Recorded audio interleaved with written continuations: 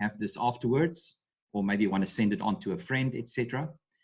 So I've muted everybody's microphones as far as I know. Let me just double check on that. And as I said, our panelists, we've got 4 guests tonight that will be participating with.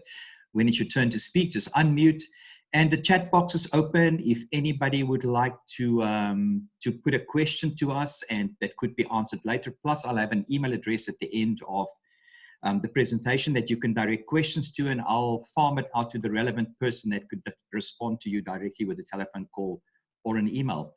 So the big question tonight that we organized this little webinar for the sake of our buyers, and possibly even people who might be contemplating selling. We had a different one for that a week ago, but you might find some value in here. Is because it's a very counterintuitive question. Is this a good time to buy? Is it still safe to buy property? Will I ever get any growth if I have a look at the state that the economy is in? It's like pretty uncertain times. And I think that's the thing about property purchasing. It's actually a very counterintuitive purchase that you could make if you really want to have a good deal. So when everybody's busy selling, that's a time when astute investors or property buyers should be buying, because it's purely a case of supply and demand. While there is a lot of supply in the market, prices are automatically driven down. Your seller becomes under pressure to maybe take a lower price. He's been waiting a longer period of time in a buyer's market like the one we're in. And hence you always get a better deal basically, and you pay a lower market value at the time when you buy them, when the market is busy, being in the state that it's currently in. So it is a counterintuitive scenario. So what I'm going to do is, I'm just going to talk very briefly for 5 minutes about the current state of the market, property prices growth. Why is it that property still stays an awesome investment over time? I've got some local figures for us here from the Helderberg market, but some of the figures are relating to a national picture. After that, we're going to introduce 2 of our agents who want to talk about developments, want to talk about residential real estate purchases. We've got Debbie van der Walt, our bounce specialist, how to find money for your purchase. And then we have an attorney on board talking about how do I make sure I'm not buying a dud, something full of defects, and I wasn't sure of that before. So for the next 45 minutes, you're in our care. I'm Jan Meiberg from Harcourts Platinum.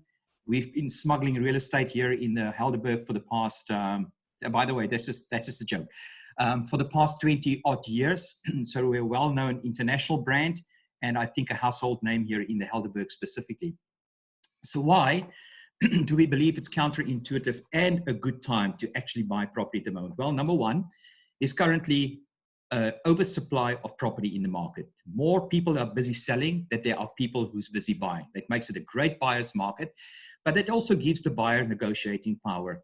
If you have a whole host of sellers who are all busy in the market wanting to sell, the sellers start competing against one another to actually present their property best and to maybe coming forward with the best price property as well in order to sell. So buyers in this market really have negotiating power to make offers, and that's putting them firmly in charge. The borrowing conditions is really, really favorable at the moment. As you know, we had 2 interest rate drops, and the banks are competing against one another. They're pretty keen to lend money. So the whole environment around getting money is actually a really good time, better than it's been for many, many years, as a matter of fact. Property prices has been pretty flat over the past few years. And then with the interest rate drop, your buyer's affordability and his ability to buy something a little bit more valuable with more accommodation for the same budget they had just 2 or 3 years ago is pretty much within the reach of buyers. So the flat prices and buyers' affordability are bringing forward really good deals. And then keeping in mind that if you have a property, you always have income potential from it. There's always a room that you can Airbnb or you can let out a granny flat and so forth. And even if you don't live there yourself or not just as an investor, but as a normal occupier, a homeowner that had to move, the property could still generate an income if you have to move. So I think those are some of the things that I would like to point out why we believe this is conditions that's making it a really good time to buy property. So wherever you currently look, newspapers, the internet, you open a channel anywhere and you will see what you see on the screens at the moment. So South African homes keep losing value and will keep getting cheaper in terms of at least a couple of months. I'm going to explain that graph at the top to you. So I've just take some screenshots here of what the media is currently talking about house prices. Here's one that says South African house price growth drops again, but for some, it's a chance to find a dream home, for instance. So I think we don't have to do a lot of research at the moment to realize that we are in the buyer's market. The media is reporting, and we as real estate people are experiencing the lower drop in numbers of properties selling and transferring, as well, in many cases, a drop in value as well, which makes it a buyer market. There's sort of two things I would like to point out, two interesting trends that may have an influence on a buyer decision or a buyer that's having to make a decision at this time. Across the country, sectional title median price, the average price, is 8.5% down from last year, the same period, to this year, the first quarter of 2020. But what you'll see is that freestanding residential real estate is actually 5.5% up in the same period. So you always have a difference between suburbs, property classes, property price brackets, and so forth. It's really hard to say property prices are up 10% or property prices are down 5%, unless it's specific to the suburb, the price bracket, and the type of property that you're actually looking at. So some of the figures that we're quoting here, like I just did, on 8.2% down on sectional title and 5.5% up in residential freestanding homes, are national figures. But if you bring it to the Helderberg, or you take it to Benoni, or you take it to Westville and Durban, every single suburb or price bracket or type of property will have a little bit of their own climate, so to speak. So if we just have a look at what's currently busy happening here at the top right-hand corner, you'll see that if we have a look at freehold transfers, those are properties that are in estates, but they're individual titles or freestanding homes. The blue indicates the last quarter of 2019, that is October, November, December, and the gray indicates the first quarter of this year. And you will note that properties there, the number of units transferred in those two periods has dropped from 30,000 to 24,000 on freehold properties, meaning that you had a 6,000 number of properties transferred less from the last quarter of 2019 to the first quarter of 2020. The red band is the first quarter of 2019 compared to the first quarter of 2020. And there you'll also see there's roughly about a 3,000 drop in units between those two likewise periods. And this, the only thing that it really indicates is the fact that property, the number of units selling per year, has drastically reduced on freehold titles in the beginning of 2020, where we're currently at. And this is still before COVID or lockdown actually happened. It's just a function of the general economy, insecurity about the future, credit downgrades, stuff like that. There you see sectional titles. The differences are not that much, but yeah, last quarter 2019, 15,000 unit transfers. First quarter of this year, 14,000 units. We'll talk about that in a moment some more, but I just thought it's important to give you an indication about how should you be rating the property you want to buy and what its growth potential could be. And I've already mentioned the suburb, the price band you're buying in, the type of property you're buying, if it's sectional title, a freehold, if it's in an estate, outside an estate, etc. All of those things have a bearing, or is property prices up or down. Last comment on this page, the news is awash with the same message. It's a buyer's market, and it's currently more affordable to buy something of higher value with more accommodation, etc., than it's been in the past few years. I think that's the big point we want to make, and you don't really need a rocket scientist to tell you that. So I've mentioned before that property inflation or appreciation, or properties getting more expensive, works in value bands. So if you look from 2010 over to 2019 over here, you will note that the yellow line over there had more than a 10, 12, 13% growth as their maximums over here. And that price band on the low value is sitting 250,000 Rand. I mean, it's virtually nothing in the Helderberg. Nothing like this even exists, but there are other parts of the country. So this is a national picture.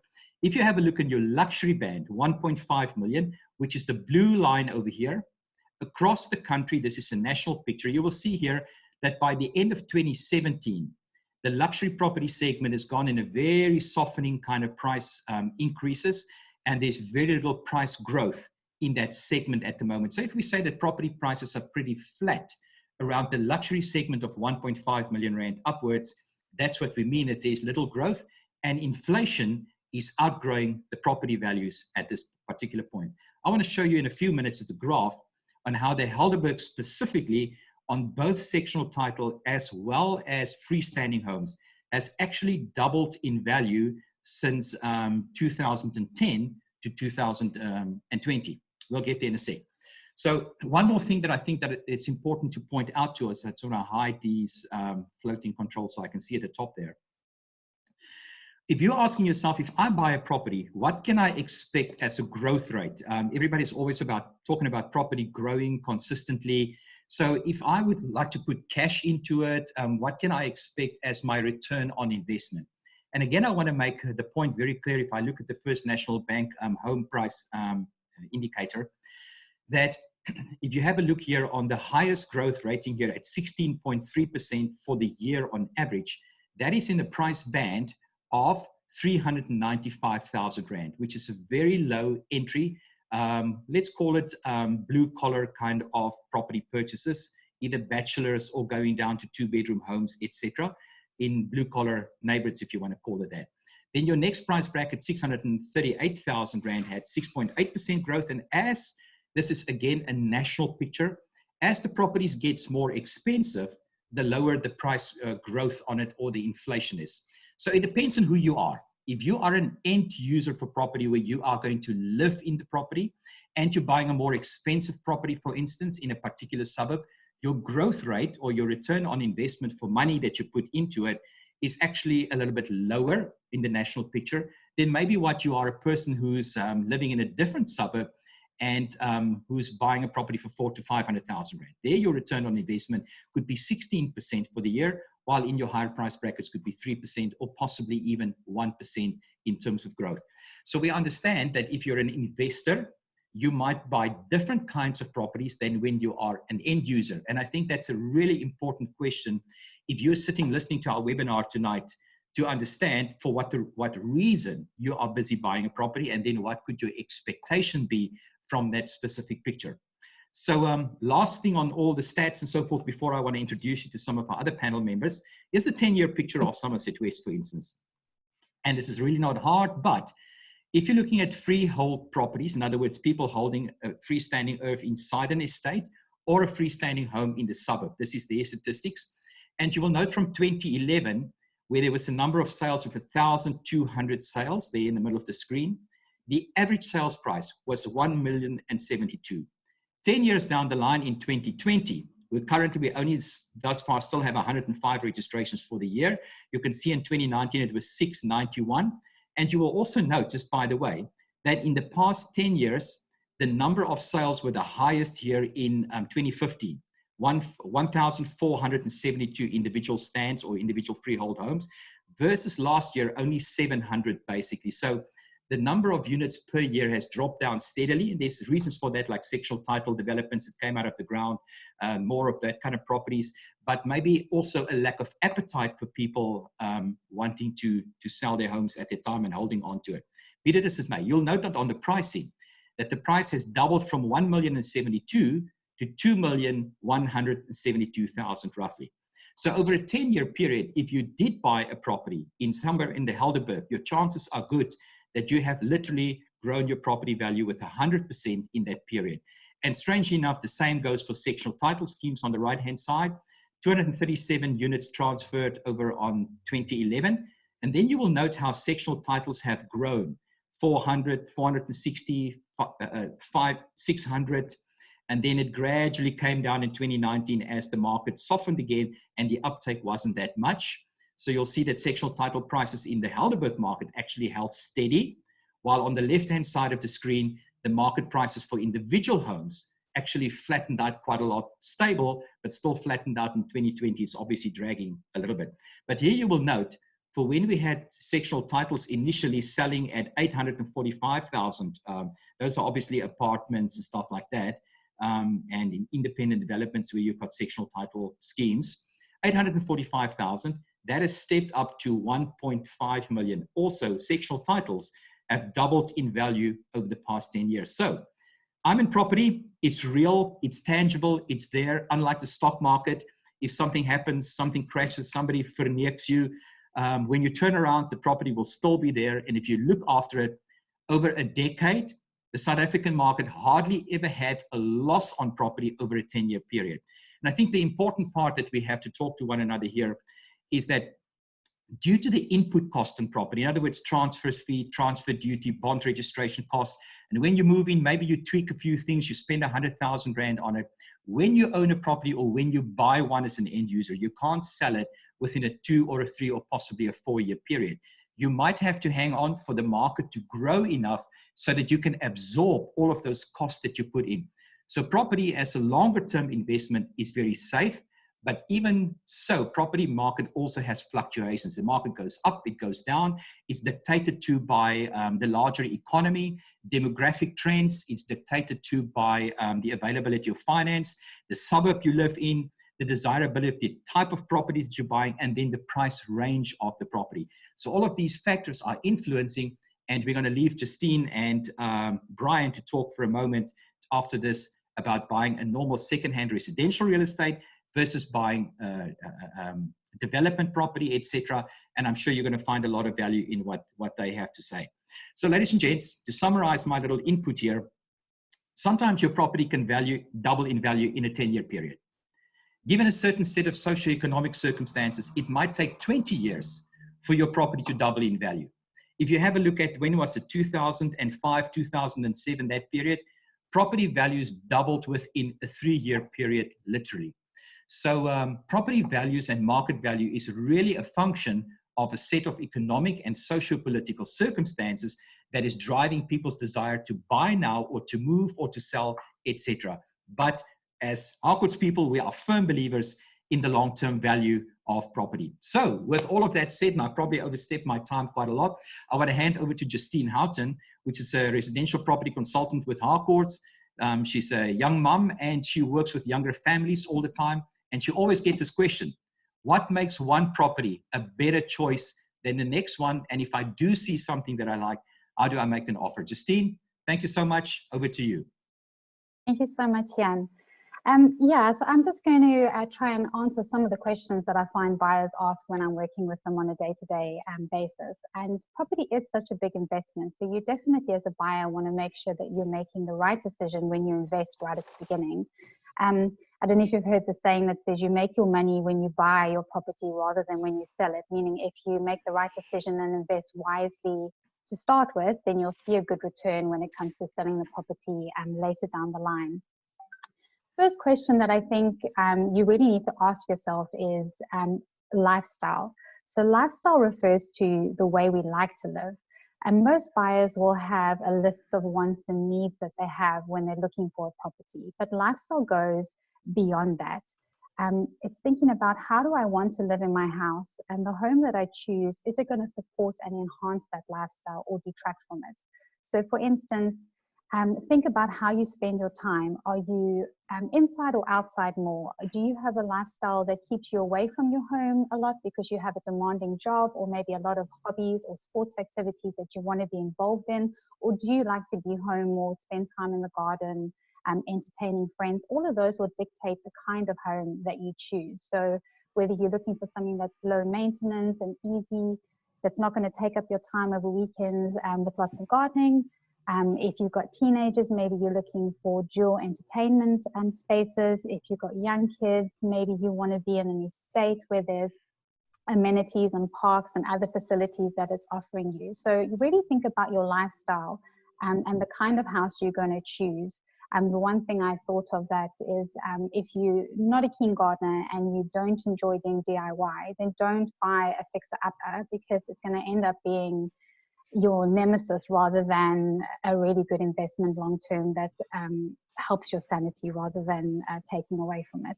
So once you've established what's really important to you and what's going to enhance your lifestyle, then there's certain value drivers that you can look at around the home that you're going to choose. And there's 5 of them that I'm just going to touch on quickly. So the first one is location. People always say location, location, location. Where you buy is going to have a big impact on the kind of return that you're going to see on your property when it comes to selling it again one day. So is it a popular area that you're buying into? look at the price threshold for the area. And I've got two pictures on the slide. A way to do that, you can go into Property 24. If you type in an area, for instance, like Paarl, it will bring up a graph on the right-hand side, which will show you the average property price in the area year on year. What have houses been selling for an average? And also, if you're working with an agent, you can ask them to supply you with a suburb report. Again, it will show you various demographics, who's buying there, how long are people living there for, what are the average property prices, and how many sales are taking place in a year. These will all be good indicators to you in terms of how much money you want to spend in the area and if it's going to be a good investment. You definitely want to try and hit somewhere in the middle of the price range rather than right at the top, because that's going to give you more room for capital growth over time.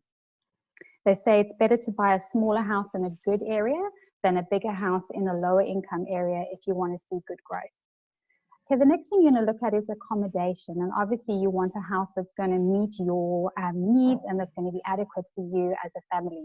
But you need to think beyond that and think, what is going to appeal to buyers one day when I need to sell this house again? So things to consider would be a second bathroom and a garage, for instance. Those are quite on the high on the list of things that people are looking for and definitely influence a property's appeal and its value. And a lot of people ask me about swimming pools. Do they add value to a property? And the short answer is no. I think swimming pools are a bit like Marmite. People either love them and want them or they don't. It's not going to make somebody pay more for property because there's a swimming pool there, although it may make the property appeal to or not appeal to certain buyers. So that's what you really need to consider around accommodation. What is it offering and how is it going to appeal to people in the future when I sell? The next thing you're going to look at is security and crime within the area and at the house itself. A good indicator for an area is to look at the surrounding houses and see what kind of security measures do they have in place, especially if you're buying outside of an estate. That'll tell you what's happening in the area. And then there's good questions to ask. So ask the seller or the agent, if you're dealing with an agent, have there been any break-ins or security issues in the area? What is the reason for the seller putting the property on the market? Is there a neighborhood watch in place? Again, if you're outside of an estate. And just in general, and Brian's going to speak more about estates just now, but homes that are inside security estates tend to hold a higher value than those in open suburbs, and they tend to increase in value at a slightly higher percentage than freestanding homes. And then you're going to look at the amenities. So if you're in an estate, obviously you're going to look what amenities are at the estate in terms of parks, sports facilities. The same goes for if you're in a freestanding home in a suburb. A big factor that can add a lot of value to a house, especially if it's a family home, is whether it's in the catchment area for good schools. So that's definitely something to consider. And then you're going to look at easy access to shopping centers, your main access routes. If people are traveling to work, is it well located to get onto some of the main transport routes? And then lastly, it's going to be aesthetics and the condition of the property. So what does the property look like? What kind of appeal does it have? Look at the curb appeal. Is it modern? Is it dated? They say that bathrooms and kitchens sell properties. So definitely take a look at that.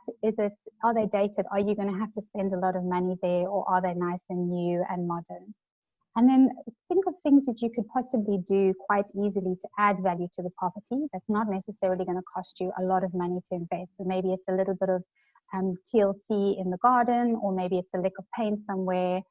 Things that are not going to cost you a lot, but that'll definitely add value to the property. And when it comes to the condition of the property, as a buyer, it's important to ask for a property declaration report. So a seller, and Tanya from DVH is going to speak about this more just now, but a seller does a report that basically lists any defects that may be at the property. So whether it's a leak, damp, faulty plumbing, whatever it may be. And that gives you an opportunity to read through that list, to walk through the property, take your time, really look at the property and what's going on there, and then make an informed decision on what sort of value the property is holding. Okay, so those are the 5 value drivers. And then once you've decided on all of these, you find the property that you love and you're like, right, I want to make an offer now. How do you go about that? I think in most instances, you'll be working with an agent who should be able to guide you through the process. But I think it's important to say that obviously our budget often dictates what we can afford. And most people want to get as much bang for their buck as possible. And we definitely, like Jan said, are in a market where sellers are negotiable. And if you found a property or a home that you really like, it's definitely worth making an offer. There's different aspects that add value to a property. Sorry, not to a property, but to the offer itself. It's not just the price that's important. So price is definitely one. But the other things that a seller will be looking at is it a cash offer? Is there a bond involved? If there is a bond, you want to be pre-approved to show that you can qualify for it. A deposit is really important, even if you're applying for 100% bond, because it shows commitment from you as a buyer, and it shows goodwill, and it makes an offer more appealing to a seller. You're going to consider, is it subject to the sale of another property, and are there any special conditions that you're putting into the sale? Now, I think when it comes to things like this, you really need to almost keep it simple. So you want to make the offer so that it looks like there's a little bit of give and a little bit of take. Sellers don't like to feel like they've been taken advantage of, or for lack of a better word, being screwed over. It's not going to make them, sorry, Jan, it's not going to make them look favorably at your offer and want to negotiate with you. So I think what is the main thing you're trying to achieve with the offer? If it's price, go in with a good price, but don't add a lot of other terms and conditions to the offer unnecessarily that are going to need to be negotiated. And if it's subject to the sale of another property, or if there are special terms and conditions, like something that needs to be fixed or seen to at the property, then maybe you want to be slightly more generous in the price that you offer in order to compensate for the things that you're requesting from the seller. It's definitely all of these things you would chat through with the agent and work on all of them together to make up a good, strong offer that the seller will look at favorably and be considered to enter into negotiation with you. And then finally, I think it's just the expiry date that you put on the offer, which is the amount of time you're going to give the seller to consider the offer and to give the agent time to present and negotiate it. I think you want to give at least 48 hours is fair. And if people are outside of the area, you might want to give a little bit more time. You're going to consider, are there other competing offers, or is this the only one going in? And those will definitely influence the amount of time you give. So that's it for me. I hope that was helpful. Thanks so much. Thanks, Justine. Absolutely, friends. And as you know, what we do try and do tonight is give a bit of an overview. If you're contemplating making an offer, what does the whole process consist of? Or rather, if you are in the market to buy a property, what does the process consist of? And we'll always be quite happy to give more detailed explanations when we deal on a one-on-one basis. So over to Mr. Brian Matthews, has been the residential development specialist for the past 10, 11 years in the Helderberg area as part of his team. And Brian has always been doing the developments across the Helderberg. So Brian, over to you to explain to us, is buying in a brand new development not risky, or would it be a better option if I just buy a second-hand home rather? Would you care to quickly enlighten us about your views on that? Yes, yeah, thank you very much, and welcome to everybody to the webinar. As Jan said, been in the industry for probably around about 12 years, most of it on developments. So we look after the majority of developments in the Helderberg Basin, from the eastern side of it up by Heritage Park, all the way across to the other side of the R44 towards Calderhof and Andy Vane, London. Risky to buy from a developer? Certainly not. Although the contract is very, very long, over 100 pages, all the nuts and bolts are in there. So you are obviously protected. You've got the Consumer Protection Act behind you, which covers anything that the developer either gets wrong or makes a mistake on. So the benefits of buying a development, obviously, like for example, with my wife, is she wants to be able to choose the colors of the house, the tiles, adding in extra, maybe an extra bathroom, extra garage. So right at the beginning, you have the choice of these finishes. Some of them will be standard finishes. You do get the optional extras of paying in for maybe a prep bowl, maybe some different lighting. But generally across all our developers, they are all of a good quality. The choice of position. Now, we deal in estates from 4 units up to over 300 units. And obviously, the choice is your choice. I mean, some people want to live in a big estate close to the clubhouse, close to the facilities, or maybe with kids because they want to be able to make use of the swimming pool, the tennis court, clubhouse and that. Other people want to be hidden away in the corner, so you know they're private and a little bit more quiet. And the nice thing is when a development is launched, you have that choice. You can pick and choose the position that you want, and obviously the style of house that you want as well. Most of the developers will give you the choice of single story, double story homes, single garage, double garage homes, obviously all within your budget. Guarantees, obviously once you've signed the contract, you get the most important one is a 5-year structural guarantee, which is from the NHBRC. And a lot of the maybe more senior clientele will say that 5-10 years ago, NHBRC didn't mean much. I personally know one of the senior guys in the Western Cape from the NHBRC, and I've had him on sites before, and they are actually have come to the party.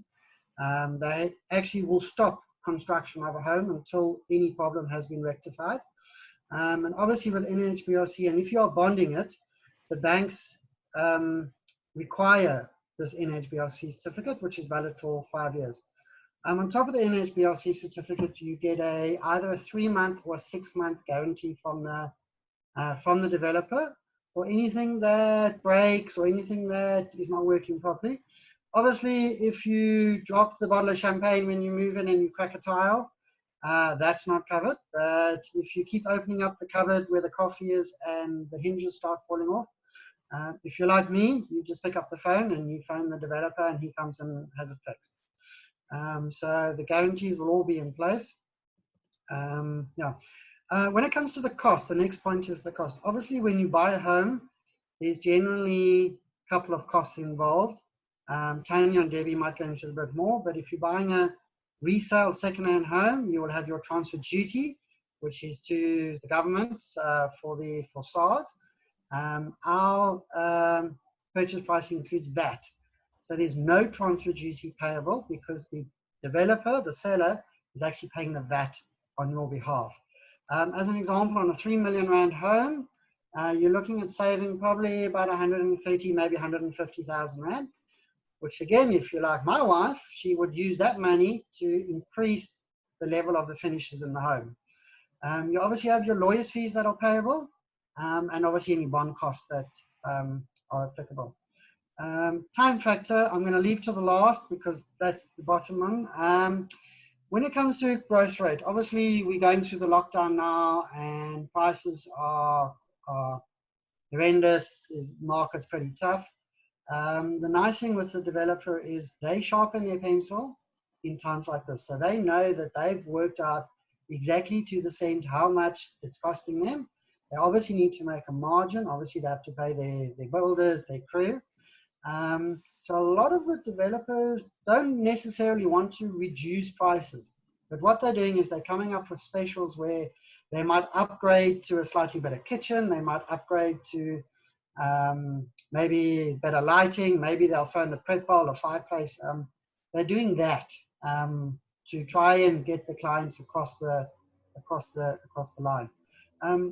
With obviously Young went through the whole 5-year, 10-year with the price increases on the property value going up. In a secure estate, and it's a known fact, and we've been doing this for over 12 years, my colleagues have been doing it for probably a little bit longer, is when the estate is finished, there is a natural progression, excluding whatever's out there in the market. There's a natural progression of anything between 15 to 18% natural growth of your property value once it's finished. So when you, obviously if you buy right at the beginning, you've got the option of choosing your position, you're choosing your home, you're choosing your finishes, you move in. Obviously you have a little bit of dust and a little bit of development going around you. But that's, I think, the small negative. Obviously, once the estate is finished, you get that jump of probably 15, 18% plus whatever the rest of Heidelberg is doing. And within a year or two of the development finished, your home is probably worth 20 to 25% more than when you paid for it.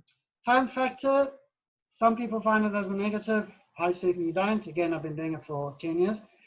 I tell everybody anything between 10 and 12 months till your home is finished. There are factors beyond the developer's control. You've got your planning permission at council. That's supposed to take 4 to 6 weeks. We've had it 3 to 4 months before. We've got NHBRC that takes a month.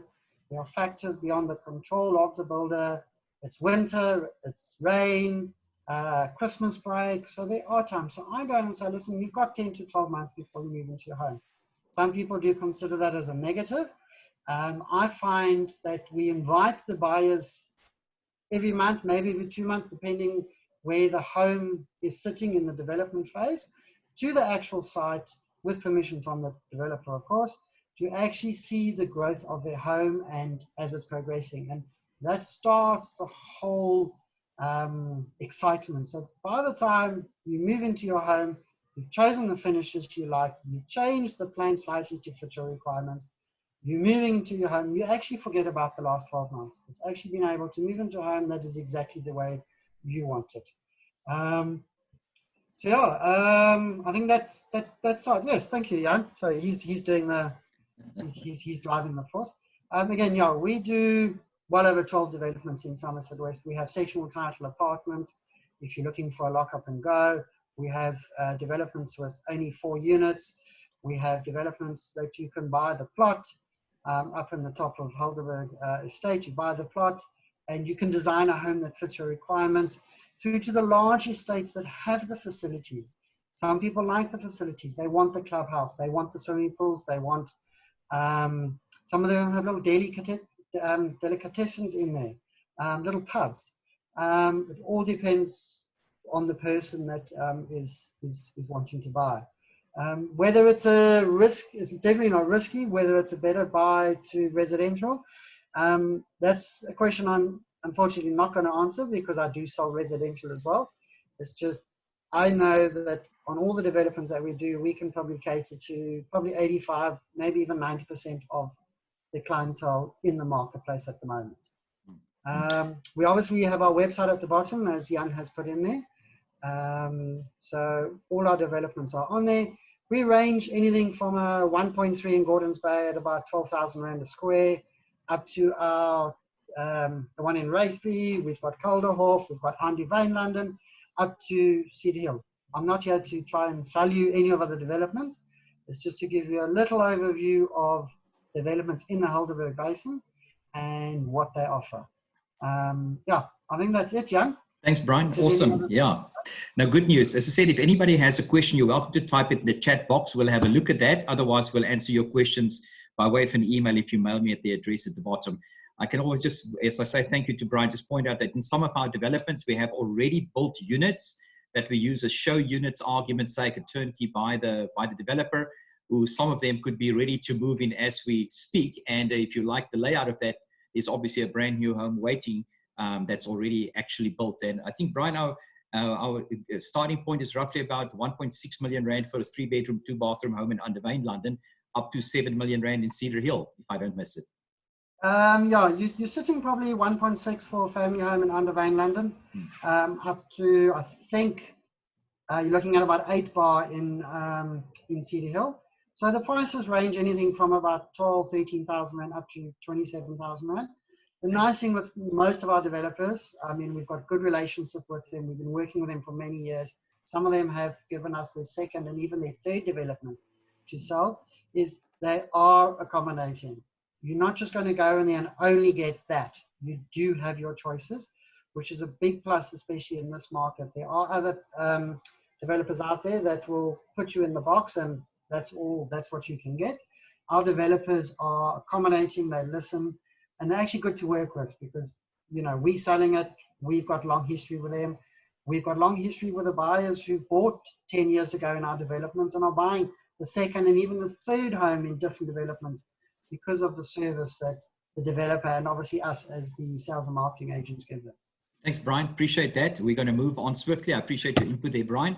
Now, you've looked around for property. You've seen something you like. How easy is to get the money? What will I qualify for? What will it cost me? So I would love to hand over to Debbie van der Walt, who is crack. I made a little joke today. I didn't say you're using crack. It just means you are like a really hotshot bond consultant, highly effective part of our team at Harcourts Platinum, to talk to us very quickly on how easy it is to get money and what's our current lending environment with the banks. Thanks, Debs. Over to you. Thank you, Jan.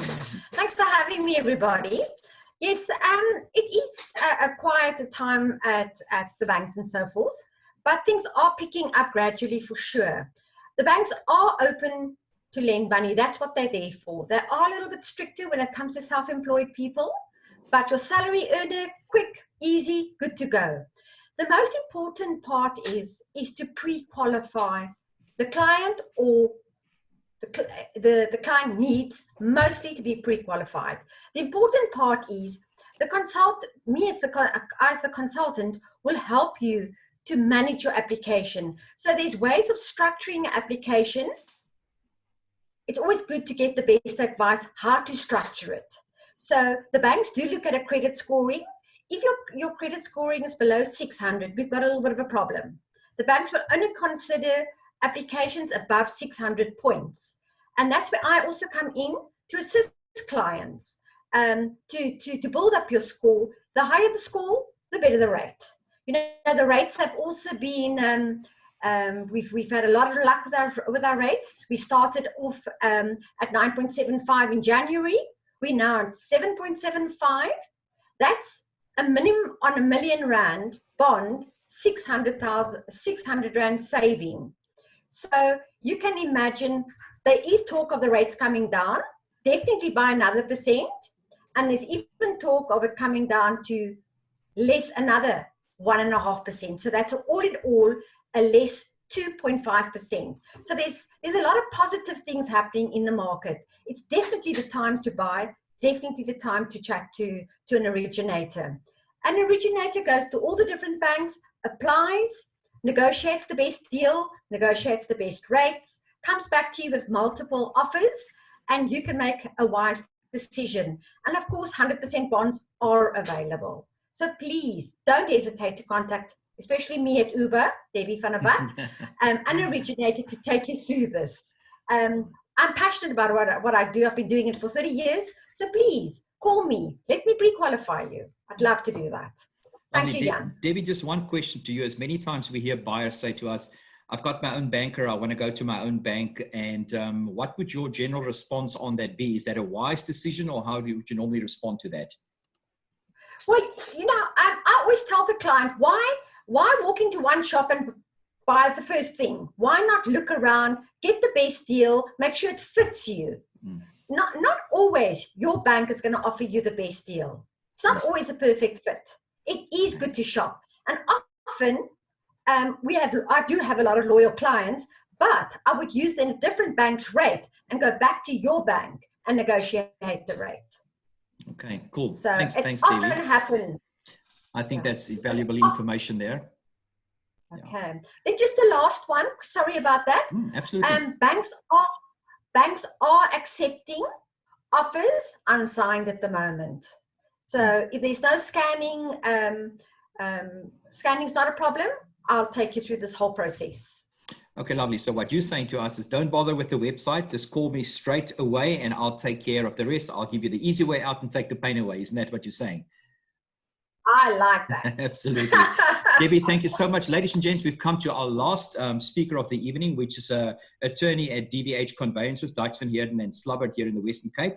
Her name is Tanya Knowlton, also a young mother. And the question to her was, how do I as a buyer ensure I don't get taken for a ride buying a property full of defects, and then I've got nobody to go back to because the seller might be protected by the foot stewards clause or whatever it may be?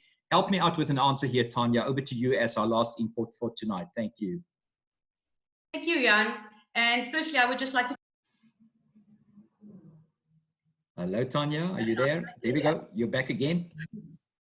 Okay, so thank you everyone for joining us here this evening or late afternoon.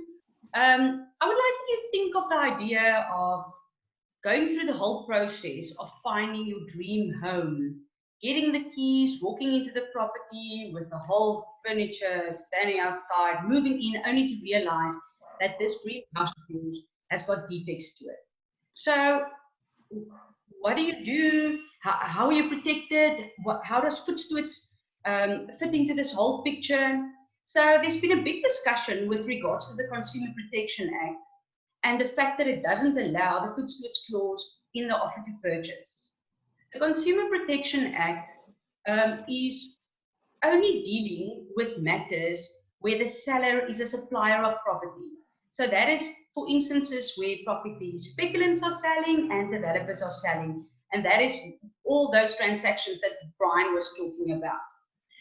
The Consumer Protection Act is obviously not applicable then to transactions that's once-off sales. So the once-off sales is the one that maybe Justine spoke about.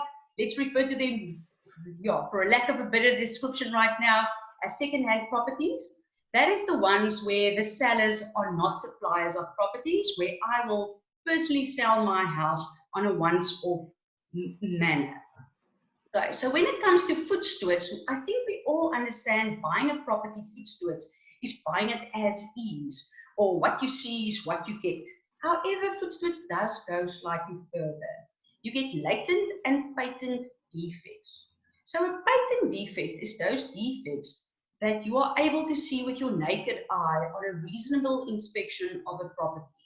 So I like to remember it myself by saying patent defect is those prominent defects like cracks in the wall, maybe even a chipped tile, all those small little visible, even large visible cracks in walls, for example. Latent defects, on the other side, is those defects that you're not able to see with the naked eye. So that is, let's make an example. A latent defect will be like a leaking roof, or even a leaking pool, like Justine was referring to the whole situation on pools. Is it good or bad having a pool to the property? In terms of the common law, a seller is not liable in fixing or repairing any patent defects. So if a window is broken and you can physically see it, then they don't have a duty to repair it. When it comes to the latent defects, however, the seller is not liable to repair those latent defects. However, when the food stewards clause is inserted into the offer to purchase, things change quite drastically.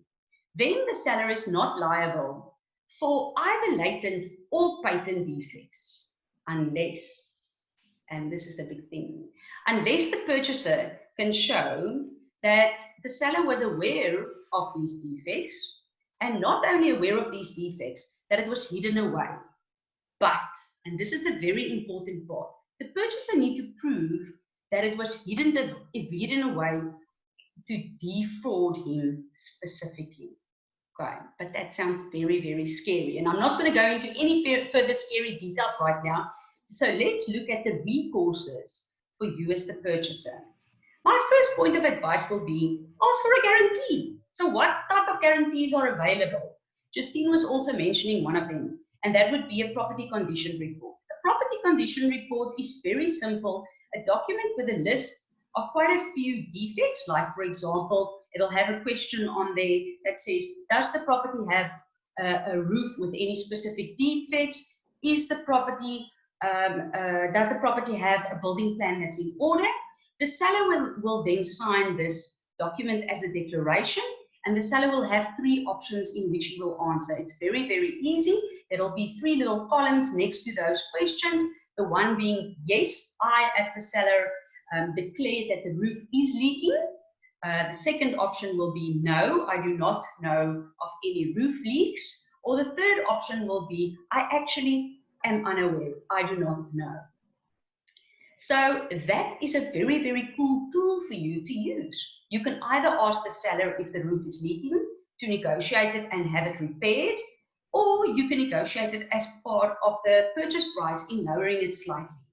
If you obviously very serious about buying this property, you don't want to negotiate too much. So you would choose an option that's obviously easiest for you, like Justine also mentioned earlier. You don't want to have too many conditions, so you should try and find one that suits your personal needs best.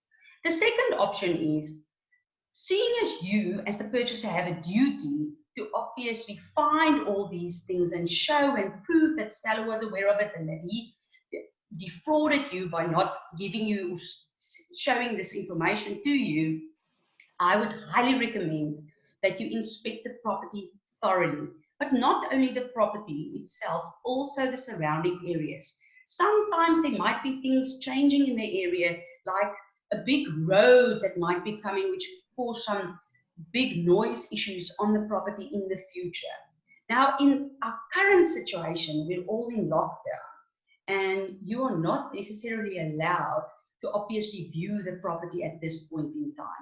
I would then, in such a situation, recommend that your property practitioner contact the seller and ask them to do a type of a walkthrough with a video, and then you can even do it in a type of a Zoom or in a WhatsApp call video, so that you can maybe even interact with your seller while you're doing so, to ask them to lift it slightly higher, lift it slightly lower. But yes, that's just a suggestion from my side. And then the last thing is, should you see that there's specific defects to the property, incorporate it into your offer to purchase. So anything can be incorporated and negotiated into an offer to purchase. I also want you to read through and understand the offer to purchase when you're at that point in time. Rather take a bit of time and ask questions. Don't let the next buyer, however, steal the property from you, but just take a bit of time in a reasonable manner, go through the contract, read through it, ask the questions. If, for example, you see that the property is in a homeowners association, ask your seller to provide you with the body corporate rules and regulations, so that you can see if there's anything in there that prohibits you from maybe having pets on the property and you are an absolute cat lover, for example. You must also ask questions with regards to building plans. If the contract or even the condition report refers to building plans being in order, ask for the building plans. Make sure they are in order. Check it yourself. And then finally, I would just like to say that this is obviously one of your biggest investments that you will be making in life. So just do your own little homework. We've had a team of experts in this industry that chatted this evening. Come back to us, ask us the necessary questions. We'll gladly assist you in making sure that you buy your dream home and not necessarily, like Jan said, that. Thank you so much, everyone. Thanks, Tanya. I appreciate that. Ladies and gents, we've sort of come to the end. Just three very quick little questions over here. One is for Tanya that you can help us with. Let's say, for instance, a buyer is moving from Gauteng to Somerset West, and his agent here in Somerset West said to him that a declaration report is not compulsory here. They might be in other parts of the country. Can a buyer insist that they must get a declaration report, or you can confirm that a buyer can insist on a declaration report? Is that compulsory at the moment? Well, Jan, technically, the board wants all the agents to have these condition reports done. There's also new legislation that will shortly come into place that's going to force the agents to obviously do it.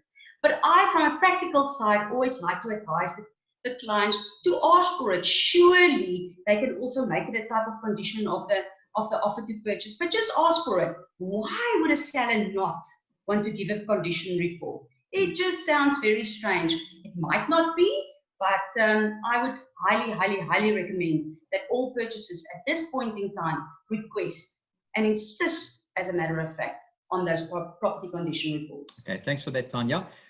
Last one here, ladies and gents, is how low can one go from making an offer to purchase? And if you don't mind me just having a quick word on that in order to save time, if you think that's going to help.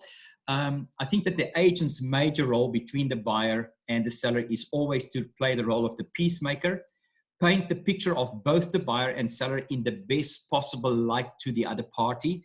And I think that you've got to trust your agent to make recommendations in terms of making an offer. However, in a market such as this, the agent's duty is not to decide which offer should be presented to a seller or not. If you as a purchaser is keen on a particular property, making an offer is the starting point of the negotiation. So that offer might not be accepted. There's only one word of caution I would like to say. Normally when one goes through a property and the seller likes you and your family, if you make a particular kind of offer that would be really, really, let's call it extremely cheeky, a seller may regard that as quite insulting. You know, people might have something like pride, etc. And that could really break down the relationship. I've heard sellers say, if they're the last people on earth, they will not buy this property. I expected more of them. So I think it's always a good thing to keep the buyer and the seller apart through the mediation of the agent. Listen to the advice of your agent, and then make an offer reasonable enough that you'll be willing to walk away from it if it's not being accepted in all types of market. My final comment, ladies and gents, is this. This is later a question here. How does one finance the transfer duties? Come out of the deposit, frankly, through bond, totally separated. Alex Corin, I would really love you to send me at the bottom here my email address. Here it is. I'm bringing it up here if you don't mind. There it is, jan.mybeck@harcourts.co.za. If you forward me that question in a mail with your email address, I'll gladly answer it for you. As I said, I don't want to keep people any longer on this on the forum here because we've overstepped our time a little bit. But ladies and gentlemen, so is it a good time to buy? Certainly a time to make an offer at least. Sellers are considering their future. Put an offer in, even if it's subject to viewing after the lockdown period. So if you're keen on buy, it's an awesome time to buy. So ladies and gents, I just want to thank you very much for participating tonight. All our people who did some speaking. Sorry we kept you a little bit longer than anticipated. This video recording is available for you if you want it. There's the email address. There's all our contact detail on our website. We would love to hear from you. Thank you so much for attending. Cheerio. Bye for now. Stay safe.